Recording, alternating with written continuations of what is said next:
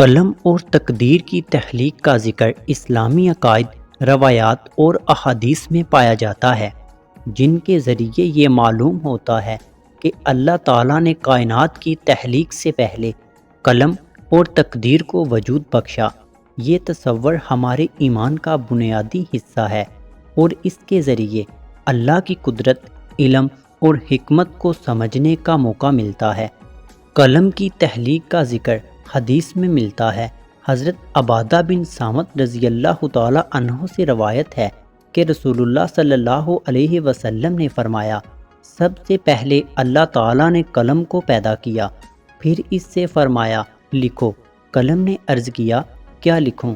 اللہ تعالیٰ نے فرمایا، ہر چیز کی تقدیر لکھو جو قیامت تک ہونے والی ہے۔ یہ حدیث ہمیں بتاتی ہے کہ قلم کی تخلیق کا مقصد کائنات کے ہر واقعے کو تحریر کرنا تھا۔ اللہ تعالیٰ کے حکم سے قلم نے لوح محفوظ پر سب کچھ لکھ دیا جو قیامت تک وقوع پذیر ہونے والا ہے۔ تقدیر کا مطلب ہے کہ اللہ تعالیٰ نے ہر چیز کے بارے میں پہلے سے فیصلہ کر رکھا ہے۔ یہ فیصلہ اللہ کے علم کامل اور حکمت پر مبنی ہے۔ تقدیر 4 مراحل پر مشتمل ہے۔ نمبر 1، اللہ تعالیٰ ہر چیز کے بارے میں جانتے ہیں، ہاں وہ ماضی ہو، حال ہو یا مستقبل۔ نمبر 2، اللہ نے ہر چیز کو لوح محفوظ میں لکھوا دیا۔ نمبر 3، جو کچھ ہوتا ہے وہ اللہ کی مشیت سے ہوتا ہے۔ نمبر 4، اللہ ہی ہر چیز کو پیدا کرتے ہیں۔ قرآن مجید میں اللہ تعالیٰ فرماتے ہیں، ہم نے ہر چیز کو ایک مقررہ تقدیر کے ساتھ پیدا کیا۔ لوح محفوظ وہ کتاب ہے جس میں کائنات کی تمام تفصیلات محفوظ ہیں۔ یہ اللہ تعالیٰ کے علم کا مظہر ہے اور کوئی بھی واقعہ یا چیز اس سے باہر نہیں ہو سکتی۔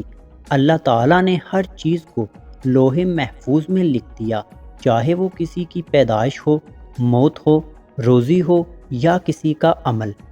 قلم اور تقدیر کی تخلیق سے چند اہم نکات سامنے آتے ہیں۔ یہ اللہ کی ذات پر مکمل بھروسہ پیدا کرتا ہے۔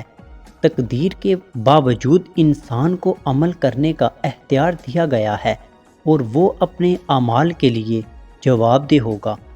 تقدیر پر ایمان انسان کو صبر اور شکر کی تعلیم دیتا ہے، کیونکہ وہ جانتا ہے کہ ہر چیز اللہ کی مرضی سے ہوتی ہے۔ انسان کو اپنی کوشش اور اللہ پر بھروسے کے درمیان توازن پیدا کرنے کی ترغیب ملتی ہے۔ قلم اور تقدیر کی تخلیق کا مقصد کائنات کے نظام کو منظم کرنا اور اللہ کی قدرت کو ظاہر کرنا ہے۔